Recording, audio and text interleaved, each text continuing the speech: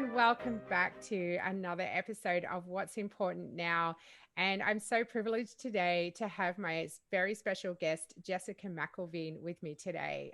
Jess and I have been getting to know each other a bit over the last few months, and she's just one phenomenal human being. So, Jess, how are you? Welcome to the show. Hello, Cara. Hey, everyone. I'm really good. I'm great today. I'm full of energy, so I'm happy to be here. Awesome. So great to have you here.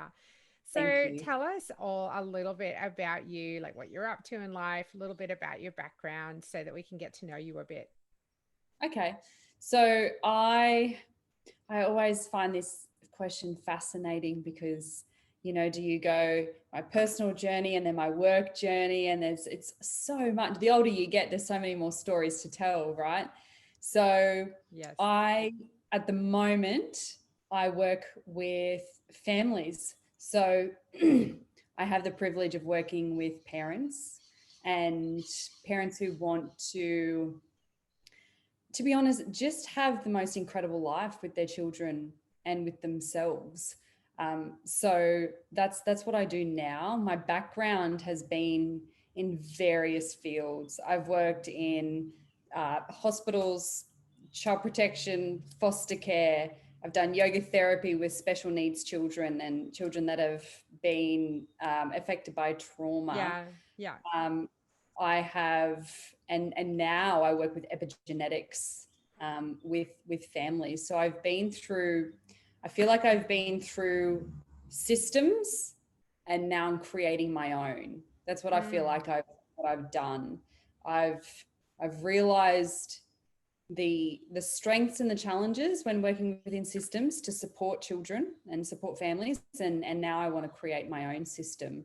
So mm, I got into social work because you tend to want to fix what you wanted to fix when you were young. So mm, I felt like I was quite disconnected as a child, and I felt like um, I didn't have very happy parents when I was young.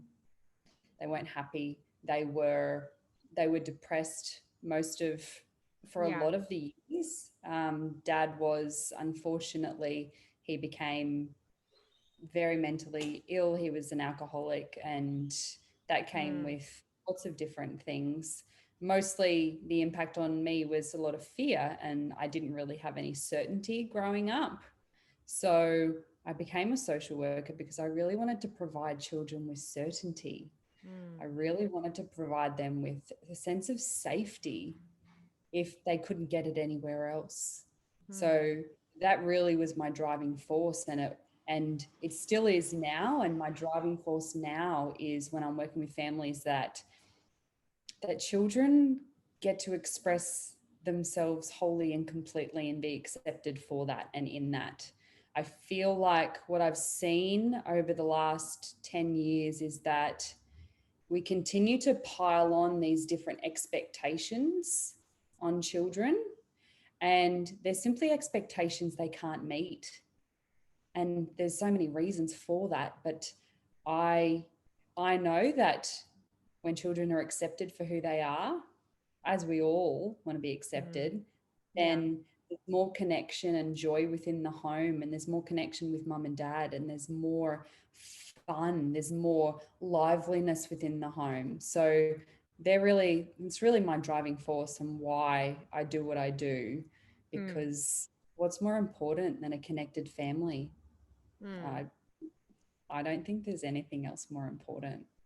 Yeah. Well, connected families make connected communities, which make a connected world, really, when you Exactly. think about it. Hey. Yeah, Mm, it really does. It really does. It starts from the grassroots, and that's mm. here and now with our people. Yeah, wise words. So tell me a little bit about epigenetics. Like, what is it? Because a lot of people probably don't know what that is, and how did you stumble upon it, or how did you get into it? Yeah. So I got into it. I met somebody who's heavily involved in it, who was my coach and my trainer, and, and Cody McAuliffe. And I went to a course of his where I could find out my own epigenetics. Um, And that was my first introduction to it. And the reason it had such a big impact on me is I really spent a lot of my adult years absolutely hating the way that I thought, the way that I behaved, the way that I felt internally. I thought that Mm. I was a horrible person, a horrible selfish person. I'm Mm. I'm not overly caring and loving and giving, and all of these things that are deemed the most beautiful assets and characteristics of a person, Wow. let alone a woman, let I alone can't a woman. believe I can't believe you thought that. Like I know I, you and I'm like, I I can't know, believe you right? thought that. Yeah, wow. Perception is just so off. My perception, that's how I felt inside, hated myself. And what happened was, when I found out my epigenetics, I got to realize and understand why my brain functioned that way. So why I was so laser focused on my tasks. And when I'm laser focused, I might decide to miss my mum's call or my sister's call, and connection for me and going out and meeting friends and being overly connected with people wasn't a priority for me, and I felt horrible for that. I didn't know if I should be an extrovert, an introvert. I didn't know how I Mm. should show up. I'm confident, but do I need to talk? Like, there was just a whole lot of inner turmoil around Yeah. my identity and what it Yeah. should look like. And in finding out, I'll explain a bit what epigenetics is, but in finding out my epigenetic blueprint, there was a whole lot of self-acceptance just rushed on in. It was Mm. that my world didn't need to look like everybody's world. My way of thinking didn't need to be like everybody else's way of thinking. My way of feeling love and expressing love didn't need to be like everybody else's, because it actually can't. Mm. So that that was huge for me, huge. Mm. And in going through that experience, because I was working with kids at the time with my previous business, I Yeah. thought, there's something in this for kids. Like, there's something in this for parents to understand how their children's mind actually operates and works. So I started looking into it, and I obviously became trained and educated in epigenetics. And what it is that there's six blueprints you can have when it comes to epigenetics, and this model I use. And depending on what dominant hormone you have in your body will dictate how your body is developed and also how your brain is developed. And then that will dictate how you process information, how you communicate, what needs need to be met so that your hormones are in balance in your body. Because if they're out of balance, that's when there's stress and anxiety and there's overwhelm and there's frustration and there's anger. All of these Mm. things are all part of it. So when I know somebody is epigenetic expression, I know how they're going to filter information. I know what their priorities are going to be. I Mm. know what they need to focus on to bring themselves back into balance. Mm. And so I know how I need to be in order to get the best out of them. So imagine what can Yeah. happen if parents have that information, Yeah. because Yeah. we don't relate to other people how they need to be related to often. Yeah. We're usually relating to them in how we need to be related to. And that's just not how we meet other people's needs. We need to understand how they need to be communicated to. How do they listen? How do they listen to what I'm saying so that it lands for them? How do I know that I'm making sure I focus on the real strengths of my children, and that they're not just, trying to keep me happy, all of Mm. these things. So that's essentially, in a nutshell, that's what it is, and that's what it allows families and me to do. Yeah. I just I just really got I teared up a little bit when you were talking about it because we've been working together on this, I don't know, for about 3 months now. And I just really got what a difference it's made. Um, like I know that it's made a difference. I knew it had made a difference, but I just really got it in here. Like our home is so much more peaceful now. Like everyone is more settled. Everyone. We Thank could you talk so for much. hours about that. But yeah, I really got it. Wow. What you're doing Wow. is amazing work. It's really special. It's okay to Thank cry you. on this show. I Yes, it promise you. is. Cry, cry, cry. Oh, okay. Wow. All right. Let's Thank bring it you. back. Wow. Yeah. It's just, yeah. Wow. It is really amazing when you've got a gift like that that you can share with people that just alters their whole worldview. It's miraculous, really. And you know, I guess I said I would acknowledge you at the end, but I'm going to acknowledge you now. Like, it's really caused a miracle in our family. So thank you. All Thank you right. so much. You're Wow. welcome. That, thank you. Oh Thank gosh. Um, all right, so let's get back on track. So we had that beautiful moment. So I can hear just how important it is to you and how much you care about families. And so when COVID-19 hit, and all of a sudden people were losing their jobs, people who were doing speaking circuits could no longer do their speaking circuits and had to find other ways to make a living. People who were going to conferences all over the place all of a sudden couldn't go. People couldn't go to the office. All of a sudden I was working from home along with everybody else, and we had kids homeschooling at home. Now my you. kids were okay with that because they had homeschooled in the past and it was a Okay. no-brainer for us. Yeah. But a lot of people really, really struggled. So I can imagine from your point of view dealing with families that a lot of stuff would have come out of that. Mm. What shifted for you? What changed for you when that happened? And what changed for the people that you were working with? Tell us Mm. about that. Yeah. So I feel like so much shifted, so much. Um, you know, I guess one of the first things that had to shift was, I was in my previous business, which was working one-on-one with children, and that that then became not possible.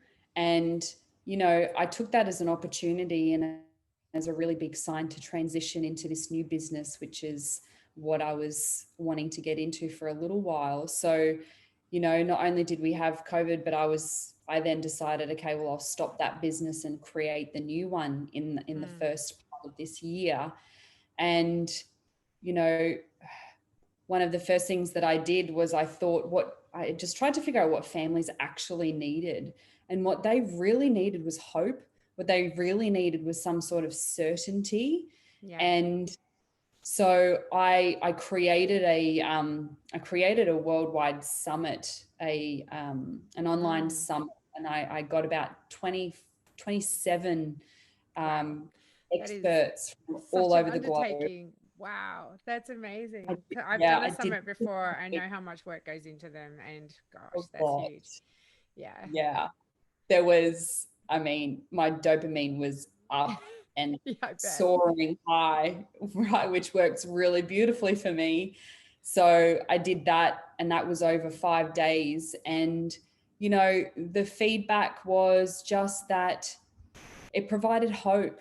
It provided just a sense of community, and that nobody was alone in feeling like you said, now we're homeschooling, now we're working from home. Now my husband is home all of the time, and he Mm, doesn't really understand the routine at home. He doesn't really understand how children are 24 hours a day because he's not here to experience that. Nobody's fault. That's just the logistics. That's what happens. So there was a lot of new dynamics that was starting to unfold in families, and it worked well for some and it didn't work very well for others. yeah. So there were some parents, husbands and wives, where it created a lot of conflict because there was just so much chaos in the home, so much energy, so much frustration. The children didn't know what to do with themselves. They were being told they couldn't go to school. I spoke to so many children and they just missed their friends. They just wanted to play. That's all they really cared about. Yeah. So now we've got parents trying to work. So as you know, it's juggling everything. So I feel like with the parents that I worked with, as I said, it really benefited some. They were able to connect more and really discover what's more important. They deleted all of the unnecessary things out of their lives. Birthday parties they didn't really want to go to, but felt obligated to. Like Yeah. other friendship catch ups and other things, family obligations, like all of those things, right? That they felt obligated to go to, Yeah. just stopped. Mm. No more obligations. And then they Mm. got to think, oh, what do we really want to do? Like these families were thinking, what do we actually like doing? What do my children actually like doing? Mm. So there was so much more creativity in the home and getting back to basics, like learning to cook and learning to create with our hands and learning to play together again, games night. There was so much more of that connection going on because obligations just went out the window. Yeah. And then Interesting. there were other families where, you know, sometimes we use these things to distract us from uncomfortable, dissatisfaction in ourselves. So when there's not that distraction outside the home, like work or gatherings or get-togethers, catch-ups, when there's not Yeah. those things, then you start to realize, you sit in your home and you think, wow, what the hell is going on here? What have I created? What's been created here? So there was a two-pronged approach going on. I do believe, based on my work with families and what I saw, that the majority, luckily, were more so grateful for bringing everything back, stripping it back to simplicity. So that was beautiful to see. Mm. And so that's what I wanted to be a part of, was Yeah. bringing back the simplicity to families, Yeah. because gosh, they're chaotic at times. Oh Chaotic. yeah. I mean, my kids are beyond the, I mean, they don't do like the Saturday sports and stuff like that anymore. But I know that my boss, her kids still did. And when they had that break from all the obligations, as you said, on Saturday mornings, Friday nights, she was just like, this is great. We can go for long bike rides. We can do all these other Yeah. things that we never have time to do. And you forget like how much of your role as a parent, particularly in, this Western country like ours, uh, Mm. is it's dictated by the school calendar. So yeah, I totally get what you're saying. So what was it like for you working in amongst all of that? Mm-hmm. Um, it was, I really felt at, peace with it all. I felt quite strong to withstand all of the chaos around me, because I was enjoying it, to be honest. So I felt okay. I You're felt right all in your right. element. Yeah. Yeah. And, I had my world completely shifted at the start of the year. My partner and I moved in together, and, Mm-hmm. I've been out of a relationship for many, many years. I wasn't prepared to get back into that zone. So it's been a huge life shift for me personally as well. So then I'm going down this new laneway of relearning about myself as well. So Yeah. going through chaos internally of Yeah. all of the things that intimate relationships stir up within Yeah. you. Yeah. And they will, and they do, and they will forever. So there was all of that going on, and then, trying to create a new business too. So Mm. my goal is figuring out, well, what on earth do families really want at the moment? Because priorities have shifted. So do I feel like I've nailed it yet? Not yet. Not Mm. yet. Am I definitely closer? Absolutely, for Mm. sure. Yeah. Um, but there's still always work to be done in trying to figure out what's really important to families. And I feel like every time I ask, it comes back to the same thing. They really just want to feel connected and happy. Mm. That's it. Yeah. So yeah, I feel like in the beginning I did pretty good. I felt quite calm. So thank God. Thank Yeah. God. What a huge year, hey, for everybody. I was just writing a newsletter, like our final newsletter to our clients for the year, and just going, I wanted to say, well, we all know that 2020 sucked, but And then I thought, no, I raised that bit because I thought, you know what? In some ways, it really hasn't. Like, yes, it Yeah. has. And there's been a lot of, there's been a lot. And I acknowledge all the people who are still dealing with the whole COVID thing. And I guess we're pretty lucky here. Um, Mm. but it's, yeah, I guess there's always a silver lining to it. So going forward, as you go into 2021 and beyond, and Mm. we get past all of this chaos that's ensued with COVID-19, so what are you looking forward to, and what has permanently shifted for you and your way of thinking about life? Mm. So for me, what's permanently shifted is importance around, I keep coming back to the word simplicity every time, Mm, every time. I've really realized how important it is to be with the people that I truly love and truly wholeheartedly want to be around. I've mm, learned to appreciate that, because to be honest, before COVID, I did not value my time, and I did not value who I was spending my time with. So I was exhausted I was going to events like 4 or 5 times a week. I was wow. catching up with people that I don't necessarily like to spend time with.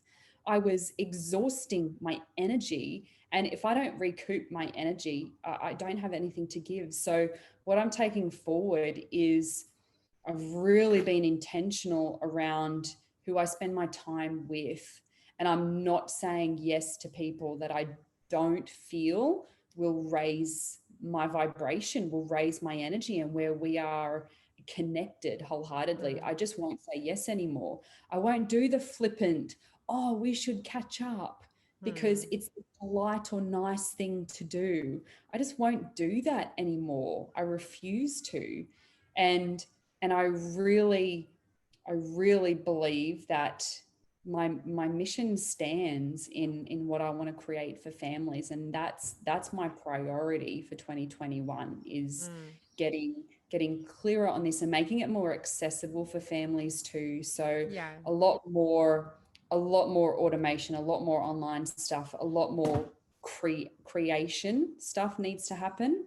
mm, um, and yeah, so I feel like they've been the main lessons for me, um, and learning to sit with absolute discomfort mm, within myself. Not having distractions. I can't just yeah, go. Before, I couldn't just go out and have dinners, have events, do all these things with friends, yeah, and escape from feeling sad, feeling frustrated, feeling anxious, whatever the feelings were. So I've learned to appreciate them instead yeah, of run from them. That's another big lesson for me as yeah, well. yeah. Uh, Wow. but yeah, simplicity is the Yeah. word. Yeah, Mm. definitely. So what's going to be your word for 2021?